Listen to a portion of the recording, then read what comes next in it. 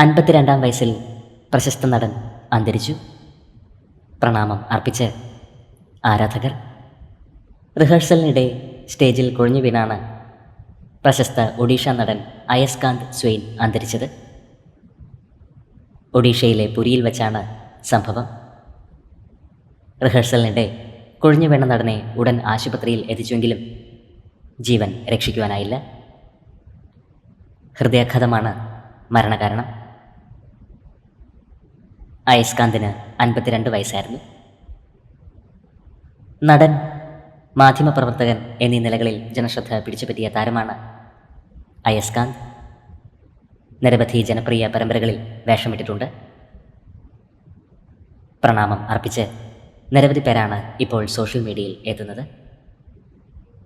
നടന് 52 വയസ്സായിരുന്നു.